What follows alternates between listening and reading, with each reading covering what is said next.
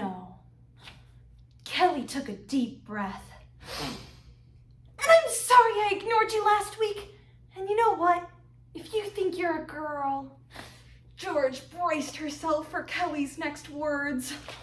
Then I think you're a girl too. Kelly leaped onto her best friend and gave her a hug so big they both nearly toppled over. The open-mouthed surprise and joy on George's face only made Kelly smile harder.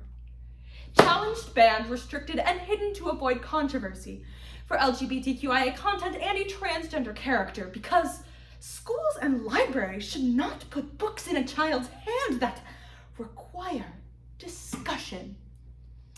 Dear Mr. and Mrs. Elliott, I recently read with interest your call to remove 282 books from your local school library. In it, you claim to have reviewed yourself all of these books and deemed them unfit for K-12 usage. Quite a range there. I was a bit surprised to see my book on your list for removal from the library. You claim that my book contains one or more of the following: Marxism, incest, sexually explicit material in written form or visual pictures, pornography, CRT, immoral activity, rebellious against parents, and the material contradicts the ISD student handbook. As I read through your screeds, it seems that this is how you describe each of those books. It's as if you copied and pasted that complaint 282 times. I want to say up front that I believe that your intent here is to protect your children.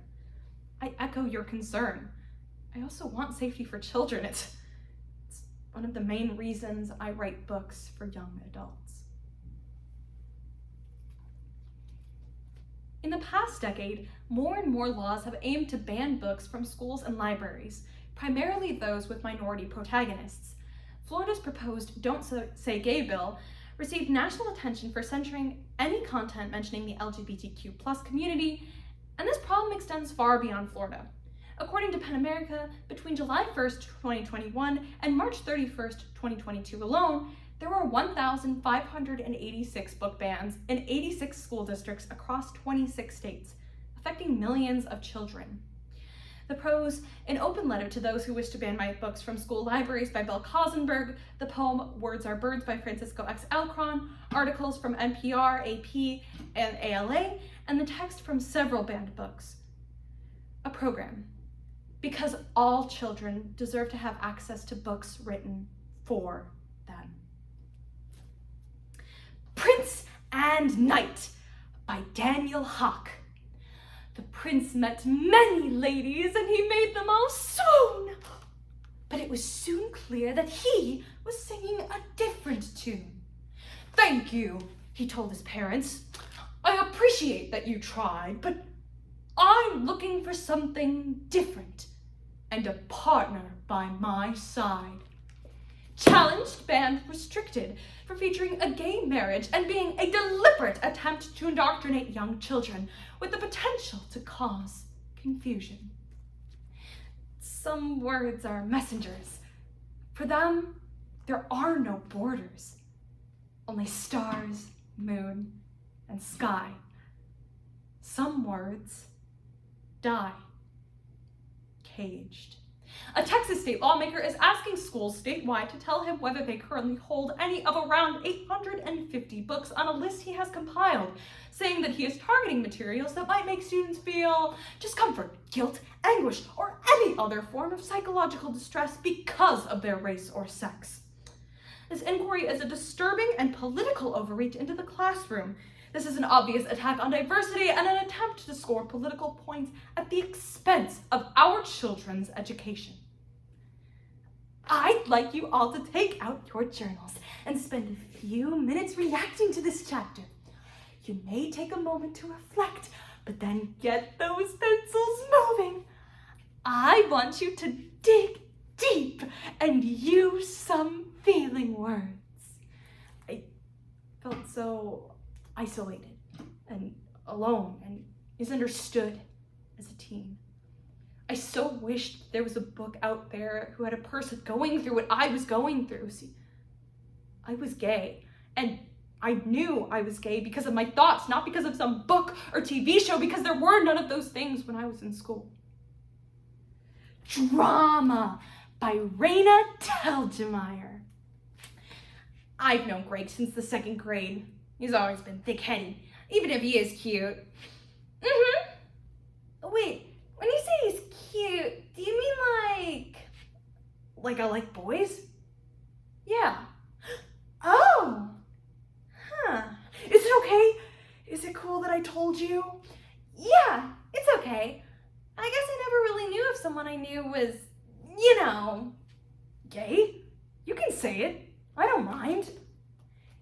This Stonewall Award-winning 2012 graphic novel from an acclaimed cartoonist was challenged and banned for featuring LGBTQIA characters because it could be considered confusing. According to a 2021 national study by the Trevor Project, 42% of LGBTQ youth considered suicide last year. LGBTQ youth are at risk precisely because of endeavors that aim to erase people like them from the library. The subtext of this is that your stories don't belong, and you don't belong. Had I had a book like this on the shelf, I might have realized a lot sooner that I could love myself. I might have realized a lot sooner that it's okay to be different. Some words are familiar, like canaries. Other words are exotic, like the Quetzal bird. Some words die, caged. Genderqueer by Maya Kababe, banned and challenged for LGBTQIA content. Lawn Boy by Jonathan Evison, banned and challenged for LGBTQIA content. All Boys Aren't Blue by George M. Johnson, banned and challenged for LGBTQIA content. This Book is Gay by Juno Dawson, banned, challenged, relocated, and restricted for featuring sexual education and LGBTQIA content. Beyond Magenta by Susan Cutlin, banned and challenged for LGBTQIA content. There are depressed kids everywhere. There are isolated, at-risk kids everywhere. There are LGBTQ kids everywhere. Getting rid of books from a library won't change that. It will only make life that much harder and more isolated for those children. George knew that Mom was trying to make her feel better, but it didn't work. Nothing, certainly not a buffet dinner, could help the fact that Mom didn't see her. I can say with total honesty that I wish the best for your child. I want her to have every opportunity for joy and success in life, to experience freedom and happiness. What I wonder, though, is whether you feel the same way for kids that are gay. Because like it or not, some kids are gay. Some kids are trans. To make the world safer and better for them, we need to have representation of those people in books. Books with LGBTQ characters save lives. I know because of the hundreds of emails I've received from kids who have told me that my book saved their life. I'll end with a prayer for you because I know that you're religious. I pray that you and your family find prosperity and joy.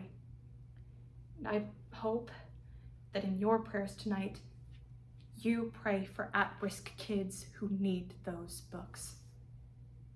Because in many cases, their lives depend on it.